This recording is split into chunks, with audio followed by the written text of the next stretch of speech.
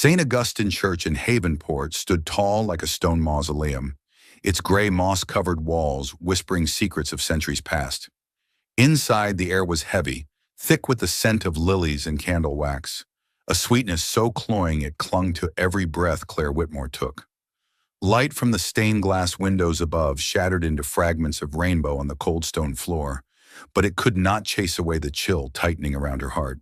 The ivory wedding gown, intricately beaded with pearls, clung to her body like a gilded cage. The bouquet of white roses in her hand felt unbearably heavy, a reminder that this wasn't her choice. It was the legacy of a vow she never made.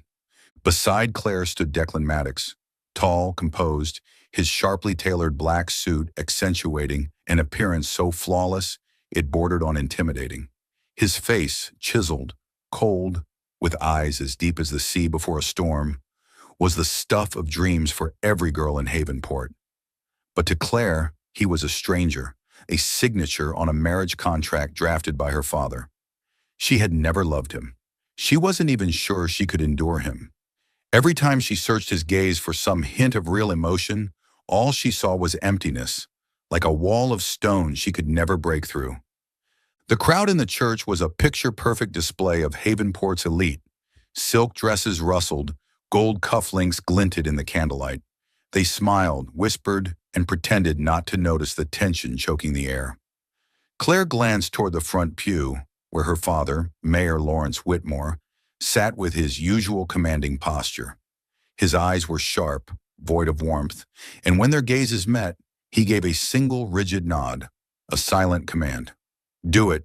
Don't disappoint me." Her mother wasn't beside him. Only an empty seat remained where Eleanor had once sat during every important occasion, before she passed away 3 years ago. Her absence cut through Claire like a blade, a reminder that her mother had lived a life caged by duty, and now Claire was following the same path. Claire tightened her grip on the bouquet, her nails digging into her palms, trying to suppress the rising panic. She remembered her mother's words in those final nights, spoken in a fragile, regretful voice. "Don't live like I did, Claire. Choose your heart." But all Claire could feel now was fear and doubt. She wanted to scream. She wanted to run. But her father's gaze and the eyes of the crowd of all Havenport wrapped around her like chains, binding her to the altar. The priest, an elderly man with a voice as deep as a bronze bell, stepped forward. The crowd fell silent. He smiled gently, but to Claire, that smile was just the sound of a cage locking shut. "Claire Whitmore," he began, his voice echoing through the still air, "do you take Declan Maddox to be your husband, to love and to cherish him, in wealth and in poverty, in sickness and in health, until death do you part?" Claire's heart pounded wildly, as if it were trying to escape her chest. Each beat was a cry for help. She looked at Declan, hoping for a reason, any reason, to say yes. But his eyes gave her nothing, only that blank, impenetrable wall. She turned to her father again, and now his nod carried the weight of a threat. Her mind spun.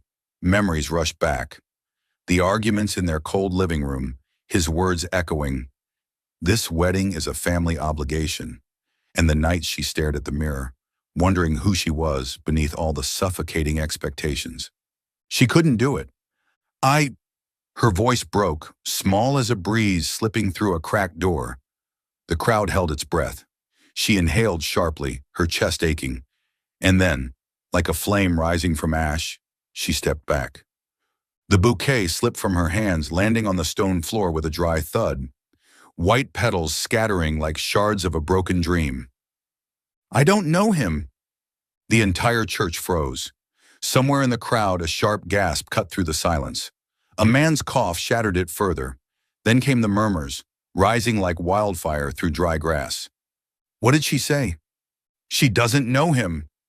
"This is disgraceful." Claire felt her mind go blank, as if she had crossed a line with no return. Her father leapt to his feet, face red with fury, fists clenched, his eyes ablaze as if he could burn her alive with one look. Declan moved, just slightly, a flicker of a facial muscle, but remained as still and silent as a statue. She wanted to run, to rip off the gown and vanish, but her legs felt rooted in place. All she could do was stand there, nails digging into her palms, trying to hold on to the fragile spark of courage she had just ignited. In that moment, she could almost hear her mother's voice again, soft but resolute, whispering in her ear, "You did the right thing."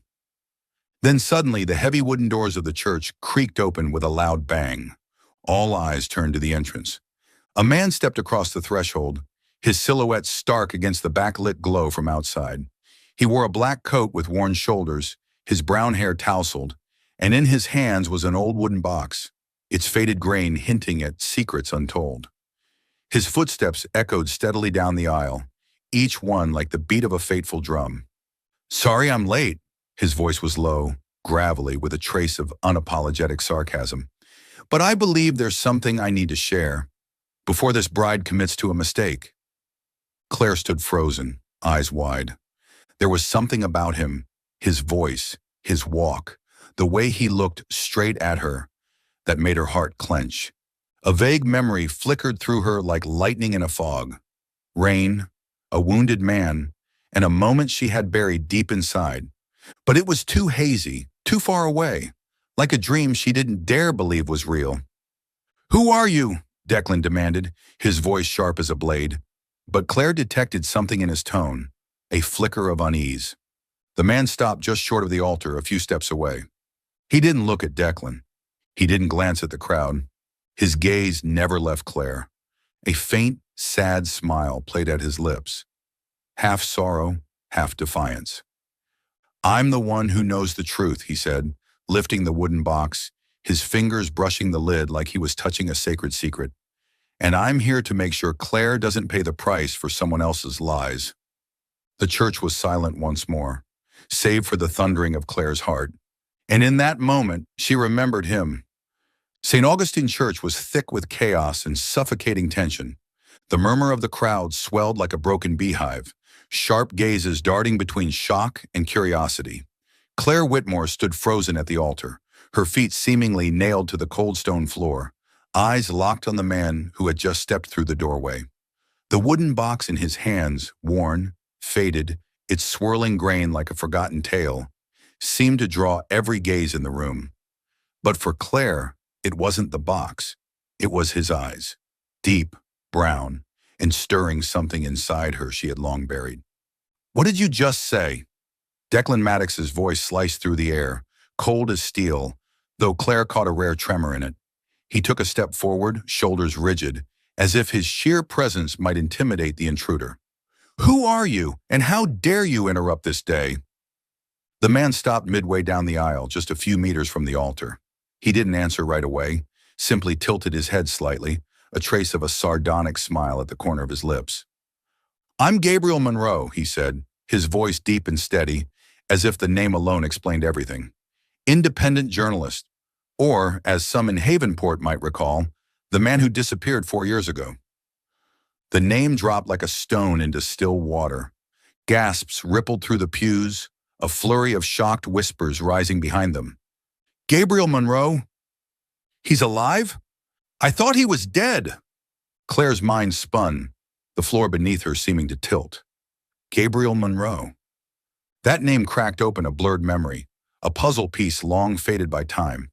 She looked at him, the disheveled brown hair, the worn coat, those eyes full of pride and old wounds. Then, like lightning through fog, the image returned. A stormy night, a wounded man on her grandmother's porch, blood soaking his shirt, and a hoarse voice begging for help. She had saved him. 4 years ago, in her grandmother's old cabin on the outskirts of Havenport, Claire had bandaged a stranger's wounds, hidden him from those who hunted him. They had stayed up talking through the night, sharing bits of broken dreams, and in a rare, fragile moment, she'd let him hold her hand.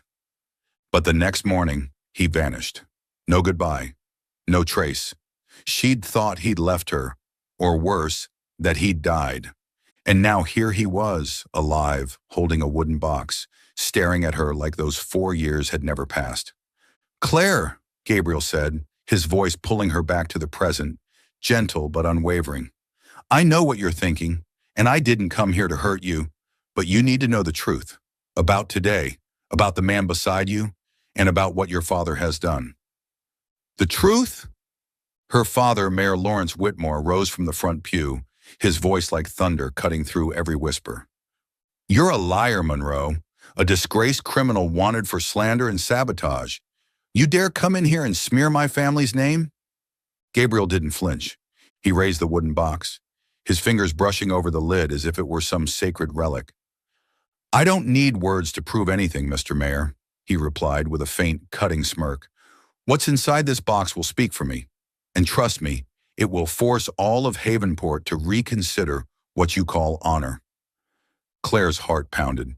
She glanced at Declan, expecting him to deny it, refute everything, maybe even erupt in fury. But he just stood there, his deep blue eyes narrowing, lips pressed into a tight line, like a predator calculating his next move. His silence was more terrifying than any accusation. Claire, Gabriel continued, his gaze locked on her, as if nothing else existed in the world. This wedding isn't your choice. It's a performance, a carefully staged illusion meant to cover something far worse. Declan Maddox and your father, they're using you to legitimize a money laundering scheme through the Harbor Project. Millions have been funneled through Havenport Trust Bank, and you're the perfect distraction. His words hit Claire like a punch to the chest. Money laundering, the Harbor Project.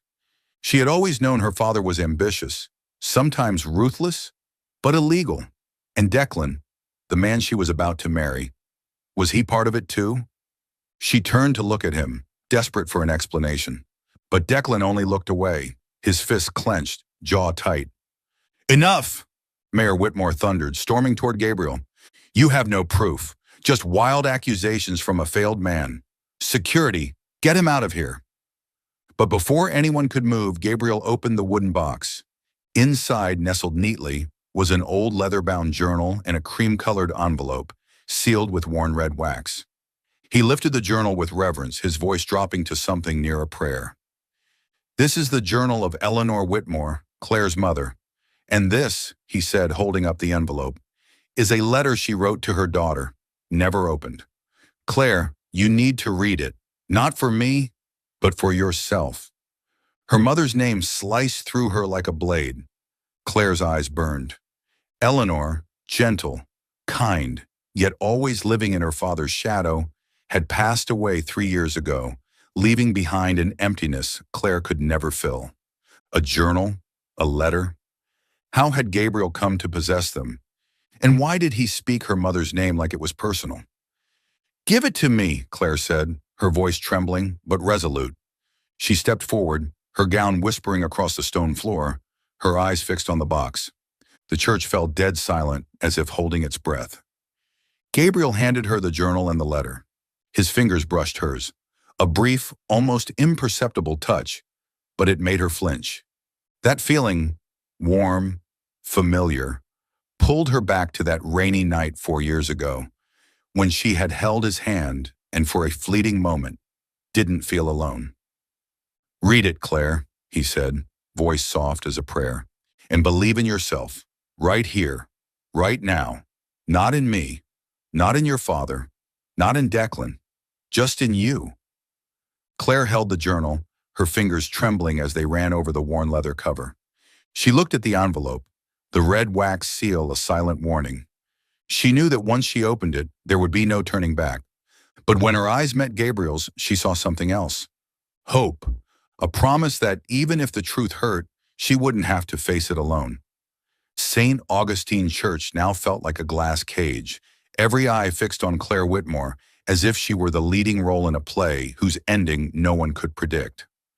The murmurs had quieted, but the tension in the air remained, thick and storm-like. Claire stood in the aisle, her ivory wedding dress pooling around her feet like a reminder of the gilded cage she had just refused to enter. In her hands were her mother's leather-bound journal and the red wax-sealed letter, relics of Eleanor, who had left her 3 years ago.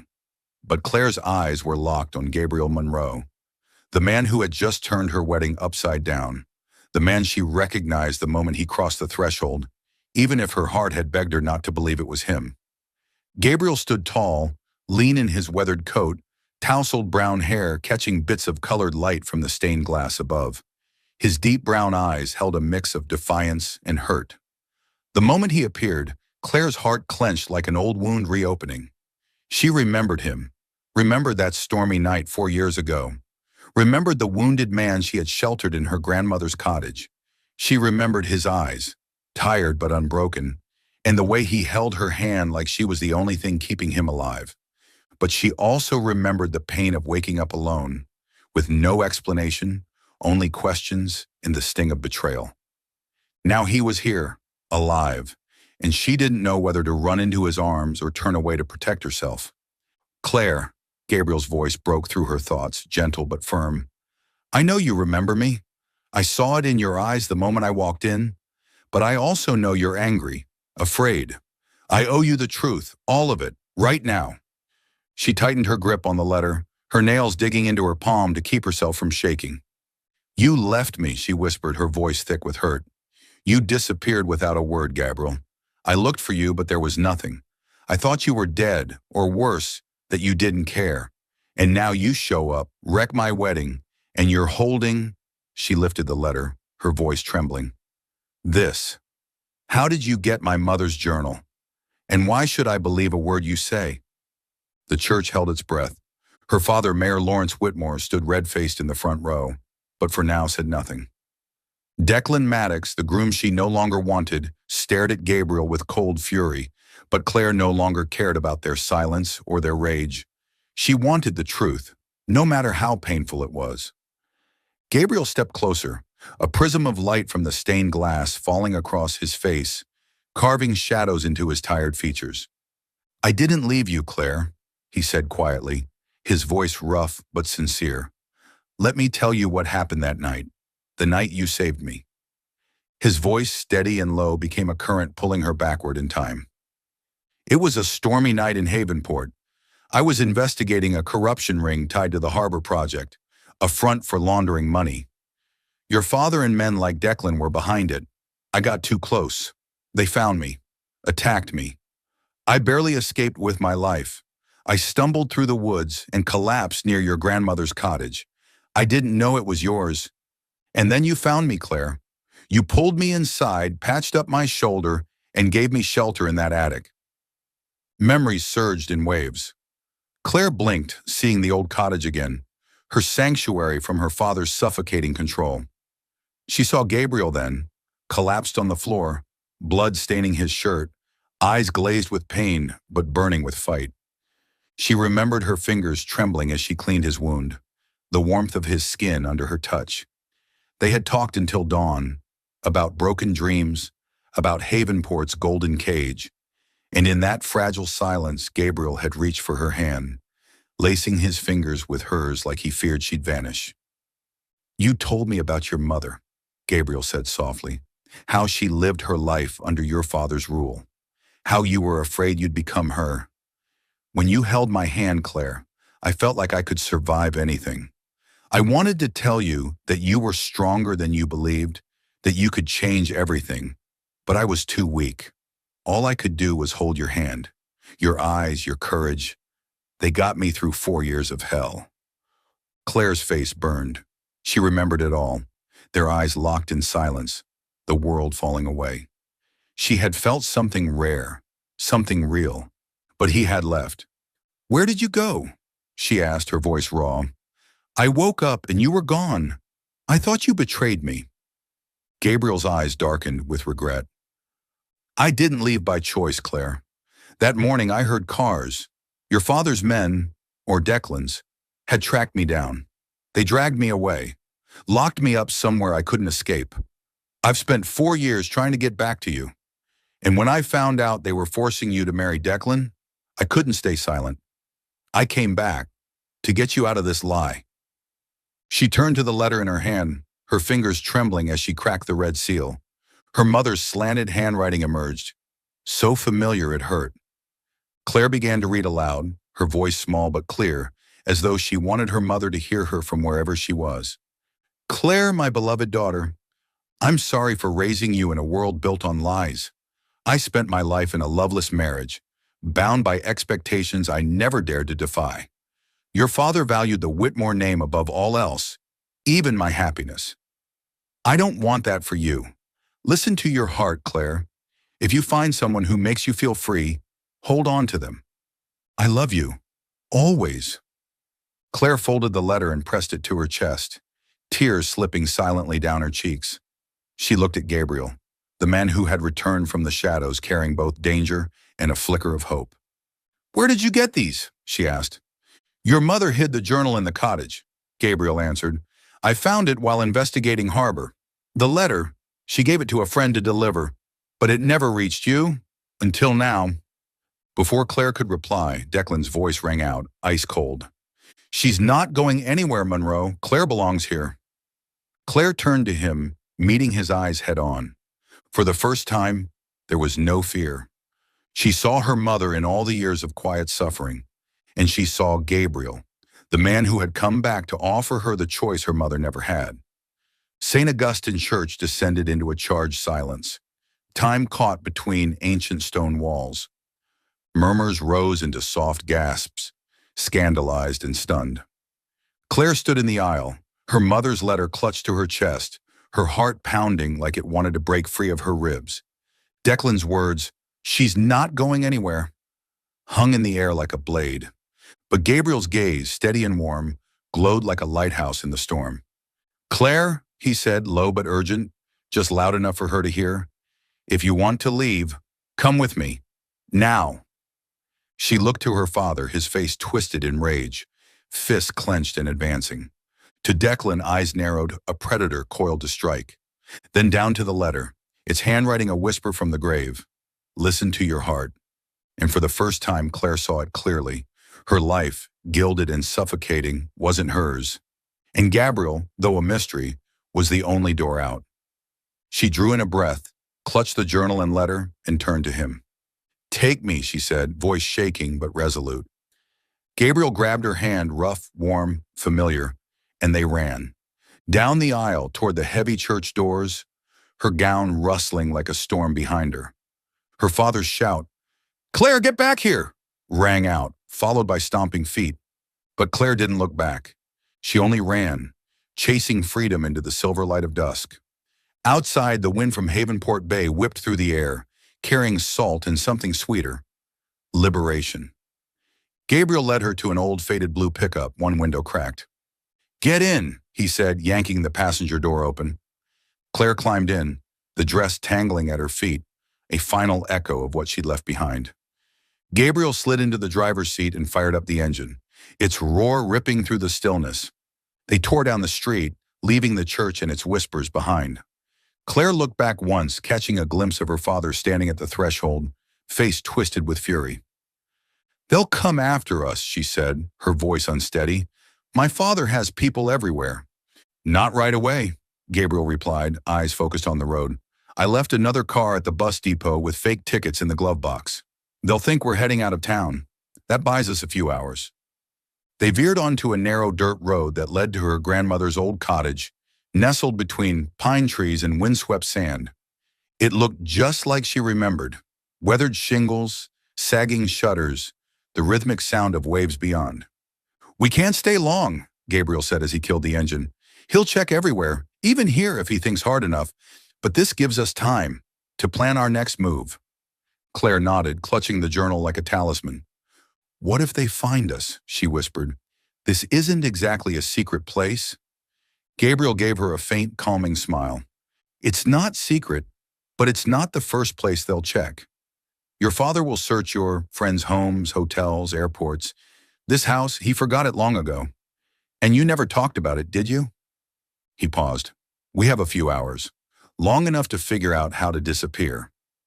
Inside the old seaside cabin, the scent of pine wood and salt water mixed in the air, evoking distant memories of long-forgotten summers.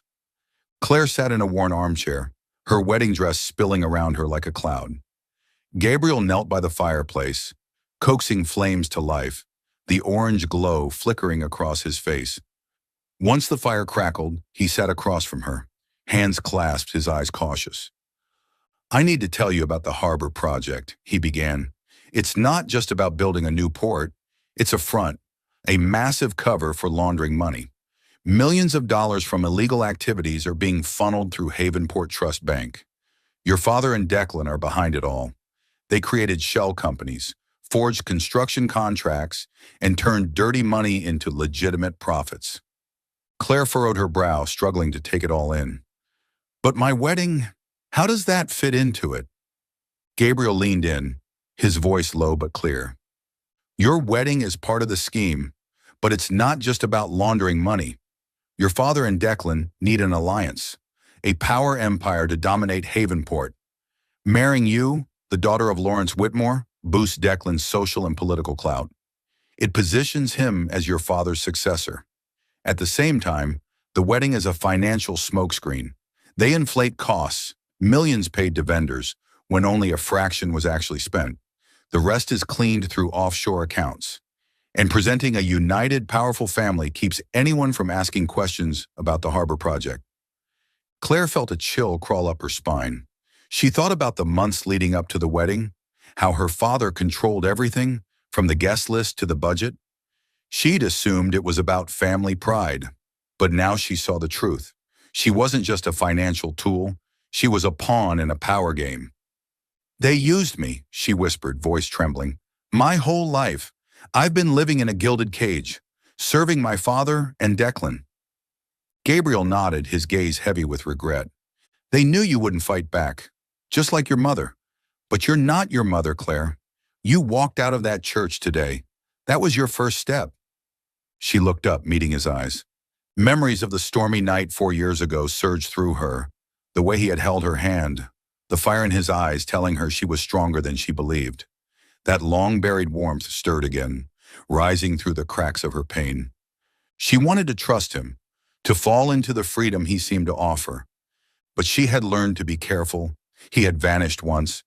What would stop him from doing it again? Gabriel, she said quietly but firmly, if we do this, I need to know you won't leave me. Not again. He smiled softly, sadly, but with sincerity. I spent 4 years trying to find my way back to you, Claire. I'm not going anywhere, but we have to move soon. I have a friend in the next city who can help us disappear. We'll leave before sunrise. Outside, the waves still lapped against the shore, and in the flickering firelight, two people who had once lost each other now tried to reconnect a fragile thread, woven from truth, longing, and an uncertain future. The sky over Havenport was a dull gray, heavy clouds veiling the town's buried secrets. Inside the cabin by the sea, Claire Whitmore sat by the window, her gaze lost in the endless blue of the ocean. But her mind tangled in the whirlwind left behind at St. Augustine. Her mother's letter, Gabriel's revelation, her choice to run. Everything had swept her away from the life she thought was her fate. But now, with the steady sound of waves in the background, a sobering truth settled in. Running isn't the same as being free. Not yet. Gabriel stood near the fireplace, firelight dancing across his worn features. He had just returned from a quick trip into town, carrying an old laptop and a tiny USB drive. We have less time than I thought, he said, voice low and tense. Your father's moving fast. Claire turned from the window, her brows drawn. What's he doing? Gabriel opened the laptop, plugged in the USB, and a video loaded onto the screen. It was a press conference at Havenport City Hall, aired live just hours ago. Her father, Mayor Lawrence Whitmore, stood behind a podium, clad in a perfect gray suit. His eyes were sharp, and his voice polished like any seasoned politician. We've been deceived by an imposter, he declared, his voice amplified through the microphone. Gabriel Monroe, a criminal previously wanted for slander and sabotage, disrupted my daughter's wedding. He is not a journalist, but a dangerous fraud trying to smear my family's honor. Reporters buzzed. Flashbulbs burst. Claire felt her blood run cold. She had always known her father could be ruthless. But this? Publicly vilifying Gabriel to the entire town? It wasn't just damage control. It was a calculated smokescreen. He's making you the enemy, she whispered, stunned. Gabriel nodded, eyes never leaving the screen. That's how he plays. Distract the public. Paint me as the threat so no one questions the harbor project. But he's underestimated us. Before Claire could respond, a loud knock slammed against the door. She jumped. Gabriel held up a hand, motioning for silence. From his coat, he drew a small knife and crept to the door. He peeked through the slit, then sighed with relief and opened it. A young woman entered, blue-dyed hair, leather jacket, and a second laptop tucked under her arm. "Zoe," Gabriel said, visibly exhaling. "You're faster than I thought." Zoe glanced at Claire, then back to Gabriel. "You owe me coffee for life, Monroe. Cracking Havenport Trust's firewall was like hacking Fort Knox." She flipped open her laptop, fingers flying, and a flood of files appeared. Bank transaction logs, forged contracts, a maze of money trails. "This is the last piece you needed. Millions passed through shell corporations, all tied to the Harbor Project. Lawrence Whitmore and Declan Maddox are everywhere in these records." Claire stepped closer, staring at the screen. The numbers and names swirled, incomprehensible. But what mattered was clear. Her father and Declan had built an empire on lies, and she had almost become the face of it. "They used my wedding to cover it all," she whispered, throat tight. "Not just for money, but to sell the illusion of a perfect family." Zoe raised an eyebrow. "She's a quick learner," she said to Gabriel, then looked back at Claire. The wedding was a double con. Fake vendors, inflated invoices, like paying millions to suppliers that don't even exist. And at the same time, they cemented a power union between the Whitmore and Maddox families. No one would dare question them. But your escape, you cracked their perfect story. Gabriel nodded, eyes burning with resolve. "We'll send these files to a national paper, but we need time. Zoe, this is everything I've collected. Can you keep them safe?" "They're secure," Zoe said, pulling out the USB. "But you need to move. I've heard Declan searching everywhere for her." She tilted her head toward Claire, expression grim. The words hit like a knife. Claire's chest tightened. Declan, once just a cold stranger, now felt like a real threat. Before she could speak, Gabriel's phone buzzed. He looked down. A message flashed across the screen. "Come back, Claire, or Monroe won't live to see morning." Claire's breath caught. "It's Declan," she said. "He knows we're here." Gabriel grabbed her hand, his eyes calm but firm. "He's trying to scare you. We still have time. But Claire, you need to decide. If you want out, I'll take you back. But if we keep going, there's no turning around." She looked at him, then to the journal on the table. Her mother's voice echoed in her heart. "Listen to your heart." Claire knew. She couldn't go back. She couldn't live like her mother, trapped by lies and fear. "I'm not going back," she said, stronger than ever. "But I need to see my father. He has to hear me, just once." Gabriel frowned, clearly disagreeing. "It's too dangerous. He won't listen, Claire." "I know," she said, her eyes hardening. "But I'm not doing it for him. I'm doing it for me." Beneath the dim lights of Havenport City Hall, Claire stepped into her father's office. Mayor Lawrence Whitmore sat behind a massive oak desk, phone pressed to his ear. When he saw her, he shot to his feet, eyes wide with shock, then quickly narrowing into fury. "You dare come back after humiliating this family?" he roared, his voice crashing like thunder. Claire stood tall, though her heart thundered in her chest. "I didn't come to apologize," she said, her voice shaky but resolute. "I came to tell you I won't live like Mom did.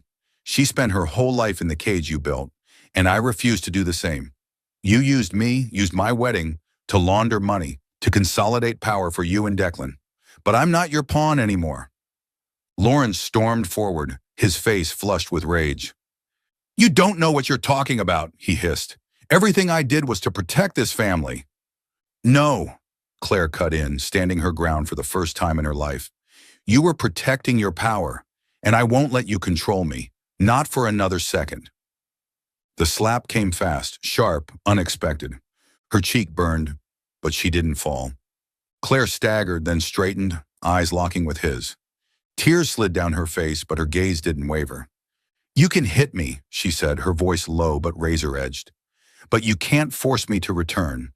And I hope, for your sake, you stop what you're doing before it's too late." Lawrence stared at her, as if seeing a stranger in the face of his daughter. His mouth opened, but no words came out. Claire turned and walked out, every step a declaration. She knew Gabriel was waiting beyond those doors, and she knew the road ahead would be dangerous. But for the first time, she felt alive, truly alive, and nothing could take that away from her. Are you still following the story? Please leave your thoughts on the story in the comments below. All your comments are the motivation for us to create better stories. Don't forget to subscribe to our channel. Thank you very much. Night fell over the shores of Havenport, casting a hush over the old wooden cabin, where only the rhythmic crashing of waves echoed like the steady breath of the sea. Silver moonlight slipped through the cracked window panes, painting soft streaks across the worn floor, like fragments of untold memories. Claire Whitmore sat in the faded armchair, her mother's journal resting quietly in her lap, though her gaze was far from its pages. She watched Gabriel Monroe standing by the fireplace, a piece of firewood in hand, the orange flames dancing across his weathered face. This house, the place where she had saved him 4 years ago, was now their hideout, a temporary sanctuary caught between truth and danger. After facing her father at City Hall, Claire felt drained to the bone, but something inside her burned with new fire. She had looked into Mayor Lawrence Whitmore's eyes, the man who had once dictated her every breath and said the words she had never dared even to think. Now, here in the stillness of this cabin, a different feeling settled in her chest. It was as if she were standing at a crossroads, and for the first time, she wasn't afraid. Gabriel set down the firewood, his gaze flicking to her, gentle but cautious. "You okay?" he asked, his voice low, as though afraid to break the fragile quiet between them. Claire gave a faint smile, sorrowful but sincere. "I don't know," she admitted, her fingers brushing the frayed leather cover of the journal. "It's all too much. My father, Declan, the harbor project. And then you showed up with a truth I didn't even know if I wanted to face." Gabriel lowered himself into the creaky wooden chair across from her. "Truth is never easy," he said, his eyes locked on hers, "but it's the only thing that can set you free." She held his gaze for a long time, searching for the man she had once met in the storm, the one who held her hand and made her feel stronger than she believed herself to be.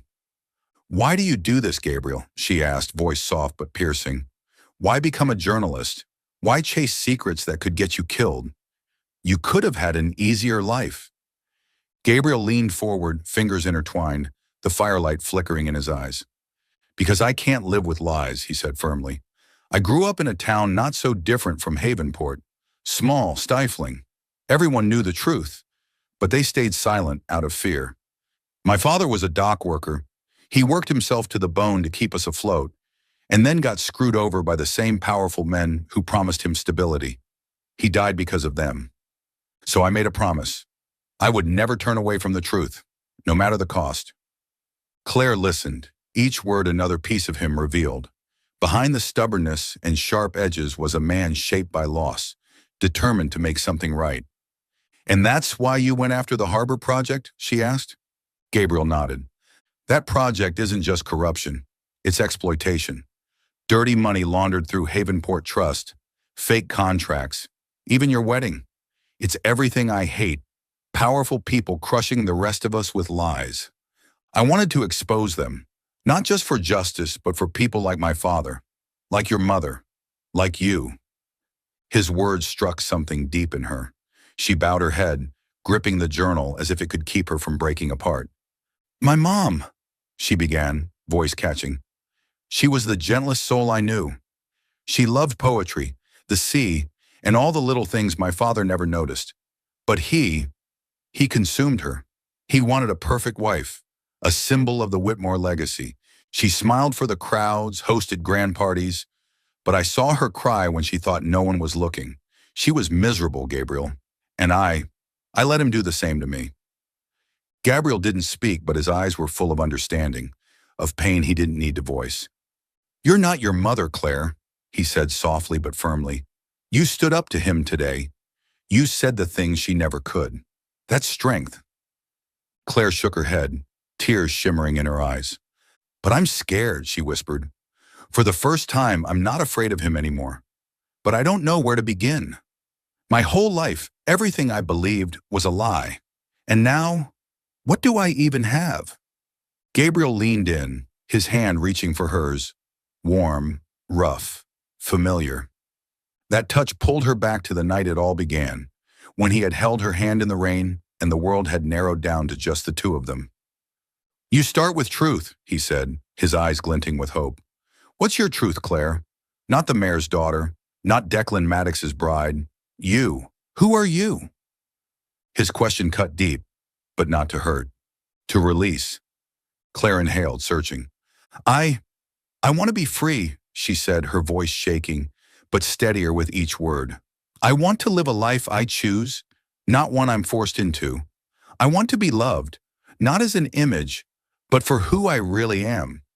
Gabriel smiled, a real one, the first since he'd walked into the church. "Then that's where we begin," he said. "And I'm here, Claire. I'm not going anywhere." They sat there, hands clasped, the fire crackling in the quiet night. Claire looked at Gabriel, and in that moment, she didn't just see the man who had saved her from a wedding. She saw the man helping her rediscover herself.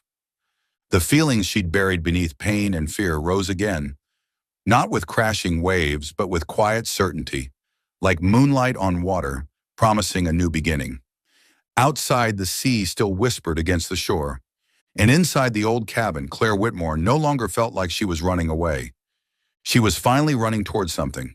The truth, a future, and maybe a love she never dared to dream was real. The morning sun cast a soft golden veil over the old seaside cabin in Havenport, as if trying to mask the danger creeping closer.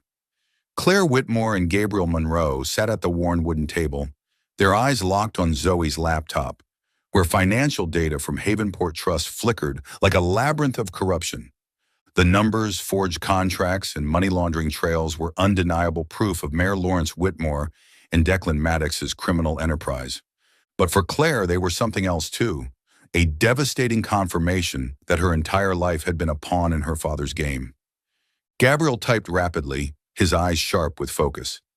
"Zoe sent a copy of everything to a national news outlet and a contact at the FBI," he said, voice low but resolute. "But the FBI will need time to investigate, and your father will use that time to destroy evidence or run. We have to release this today, publicly, during the town hall meeting at City Hall. If the people see the truth, Lawrence and Declan won't be able to silence it." Claire gripped her mother's journal tightly, her fingers brushing the worn leather cover. After the night they'd shared, after she opened up about her mother and Gabriel revealed his own past, she felt a new strength brewing inside. Still, fear lingered. "Havenport is my father's territory," she murmured. "He controls everything. Police, local media.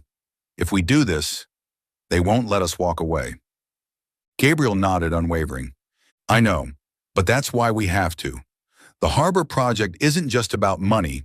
It's about people like my father who believed in false promises. Exposing it here weakens your father's grip, pressures the FBI to act faster. And Claire," he reached for her hand, rough, warm, grounding. "I know you want to face him, for real this time, not just for the town, but for yourself." She met his gaze and found that flicker of hope, steady through the storm of doubt. He was right. She needed to stand up to her father in front of everyone. She needed the world to see she was no longer his pawn. "Okay," she said, inhaling deeply, "but we need to be careful. Declan threatened you." Gabriel gave a half smile, the kind that knew danger like an old friend. "He wants us scared, but we have the truth, Claire, and we have each other." They packed quickly, laptop, USB drive, her mother's journal, and left the cabin just as the sun crested the horizon. Gabriel drove the old pickup, its tires rumbling over the uneven dirt road. Claire glanced back at the cottage one last time, her heart heavy.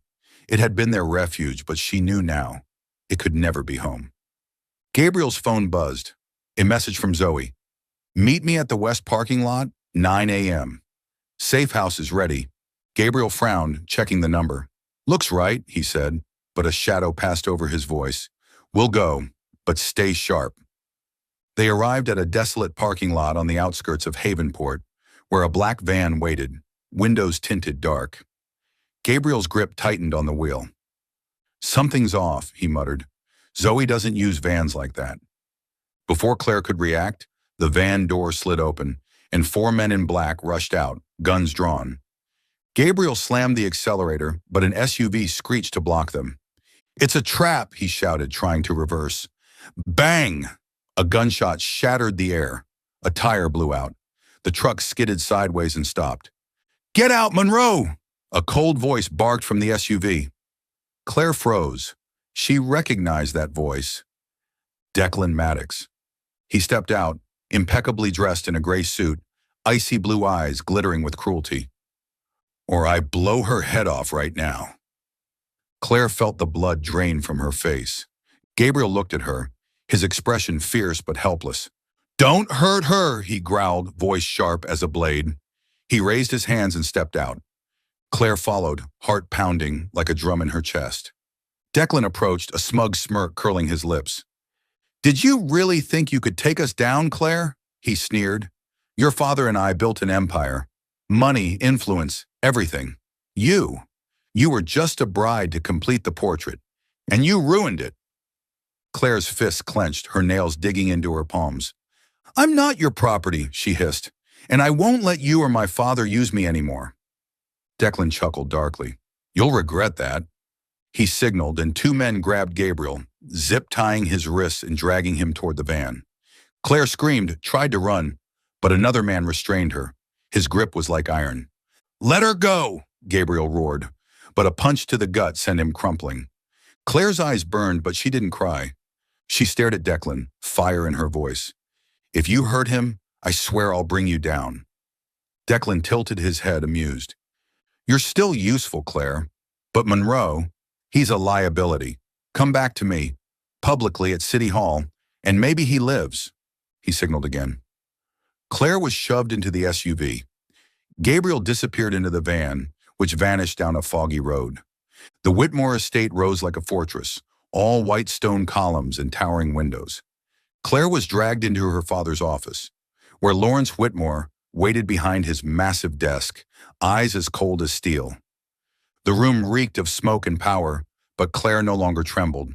Now all she felt was rage, burning steady beneath her ribs. "You've disgraced me, Claire," her father said, voice low but venomous. "I gave you everything, a prestigious name, a perfect future, and you repay me by running off with a criminal?" Claire stood tall, her torn wedding gown still trailing around her ankles. "You didn't give me a family," she said, voice steady. "You gave me a cage. You used me to launder money, to cement your alliance with Declan. You turned me into a piece of your lie, just like you did with Mom." Lawrence slammed his hand against the desk, his face red. "Don't mention your mother. She knew her place, and so will you. You will remarry Declan, publicly, tomorrow. Or that bastard Monroe disappears forever. He's being held now. One word from me, and he'll never see daylight again." Claire's chest tightened, images of Gabriel beaten and bound flashing in her mind. But she remembered his words, "Start with the truth." She met her father's eyes, unwavering. "You can threaten me," she said, voice low but sharp. "But I won't live a life of regret, like Mom. And I will find a way to save Gabriel, no matter what you do." Lawrence lunged, hand raised. But Claire didn't flinch. Their eyes locked. And in that moment, she saw something flicker in his, uncertainty, as if he no longer recognized the daughter who stood before him. He turned away, his voice cold. "You have one day to decide. Declan arrives tomorrow. You'll do as you're told." Claire was dragged out and locked in her childhood room. She sat on the edge of the bed, her mother's journal pressed to her chest, fingers brushing the pages. Outside, darkness blanketed the Whitmore estate, but inside Claire a fire burned, a fierce, unyielding resolve. She would not let Gabriel die. She would not let the truth be buried. The Whitmore estate lay cloaked in darkness, the only light a faint glow from the hallway seeping under Claire Whitmore's locked bedroom door. She sat on the edge of the bed, her mother's journal clutched to her chest like a final shield. Her father's ultimatum echoed in her mind. Marry Declan, or Monroe disappears from this world. The image of Gabriel, bloodied, bound in the back of a van, haunted her with every heartbeat. She had stood up to her father, vowed not to live like her mother. But now, with Gabriel's life on the line, Claire faced an impossible choice. She took a shaky breath, her fingers trembling as she flipped through the journal's pages. Her mother's words echoed again. Listen to your heart. But her heart was torn between the freedom she had just begun to taste and the price she might have to pay to protect the man who gave her the courage to fight. Claire knew one thing. Her father and Declan would never keep their word. Even if she agreed to the marriage, Gabriel might never walk free. But if she refused, he'd be dead before she could stop it. She needed a plan. One last chance. She stood, crossed to the worn coat hanging in the corner, and pulled out a small prepaid phone. One Gabriel had pressed into her hands back at the cabin. Use it if everything falls apart, he had said, eyes full of worry. Claire powered it on, her hands shaking as she typed a short message to Lena Carter, a national journalist who once collaborated with Gabriel. Lena, this is Claire Whitmore. Gabriel's been taken. You have the Harbor Project evidence. If I fail, release it. She attached a covert audio recording she had captured earlier in her father's office. His own voice admitting the wedding was part of a money laundering scheme and a political alliance with Declan. She hit send, then she slipped the phone under her pillow, her pulse racing like a war drum. The next morning, Declan arrived, clad in a sharp black suit and his signature smirk. You made the right choice, Claire, he sneered. Marry me in front of the whole town, and Monroe walks. Don't try anything stupid. Claire looked him straight in the eye. Cold outside, but a storm raging within. I want to see Gabriel, she said, voice steel. If you haven't released him, I'm not walking down that aisle. Declan tilted his head, considering. Then he nodded to a nearby guard. Fine, but don't get any ideas. Your father and I have accounted for every possibility. The hastily arranged re-wedding was held in Havenport's grandest hall, a building of glittering marble and vaulted glass, designed to impress. It was packed wall to wall with social elites, politicians, and local media, all eager to witness the Whitmore family's reconciliation.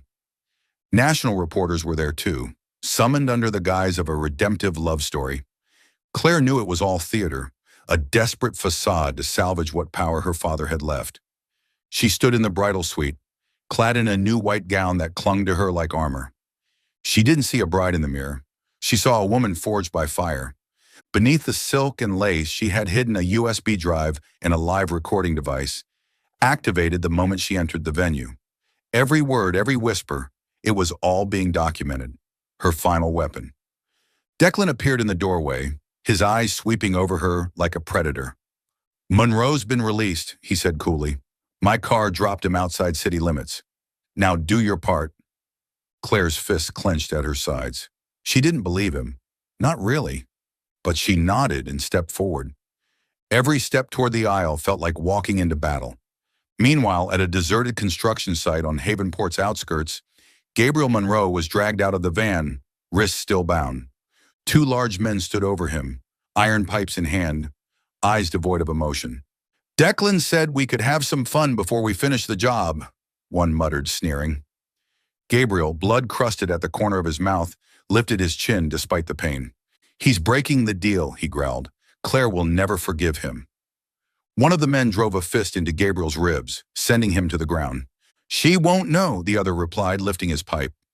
But before the next blow could fall, a voice rang out from across the lot. Hey, leave him alone. A group of dock workers, rough men in boots and safety vests, rushed in, wielding shovels and crowbars. You don't belong here, one yelled. You think you can beat a man in broad daylight and get away with it?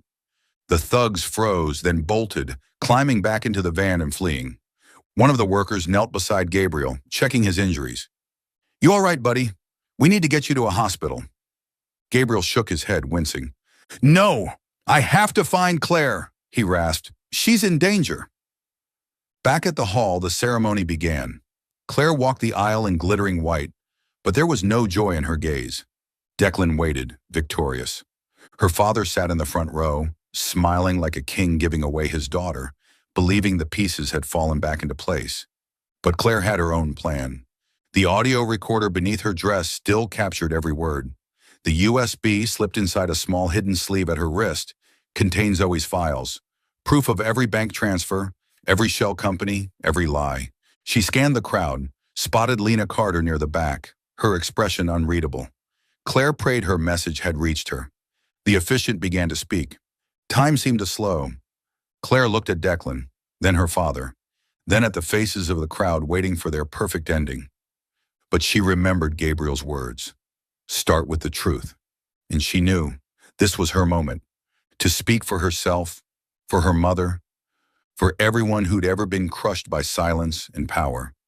Claire opened her mouth to speak, and the whole hall held its breath. The grand hall of Havenport shimmered under the glare of golden lights. Marble columns gleamed as if trying to conceal the city's darkest secrets. The guest list was a showcase of power, business leaders, politicians, and reporters packed tightly into rows, murmuring about the hastily arranged re-wedding meant to salvage the Whitmore name. Claire Whitmore walked down the aisle in a flawless white gown, but there was nothing submissive in her gaze. She wasn't a bride. She was a warrior, ready to bring down a dynasty built on lies. The officiant, an elderly man with a warm, resonant voice, began the vows. Claire Whitmore, he said, do you take Declan Maddox to be your husband, to love and cherish him until death do you part? Silence fell. Claire's heart pounded in her chest. She looked at Declan, so smug, at her father, smiling like a king reclaiming his throne. And then she remembered Gabriel, the man who showed her the truth, who was likely fighting to survive because of her. She remembered her mother's letter. Listen to your heart. This was her moment. I do not, Claire said, voice clear and ringing through the mic. The room erupted, gasps, murmurs, the crackling start of chaos. Declan froze, the smugness draining from his face. Lawrence Whitmore stood abruptly, his face darkening to a furious red. But Claire didn't stop. She reached into her sleeve and pulled out a small recording device and a USB. I may have once been silent out of fear, she said, sweeping her gaze across the stunned crowd. But today, I speak for my mother, and for every woman who's ever been crushed by power. She plugged the USB into a nearby projector prepared for speeches. The screen behind the altar lit up, bank records, forged contracts, and a damning map of money flows from the Harbor Project. Gasps turned to shouts. Flashbulbs erupted.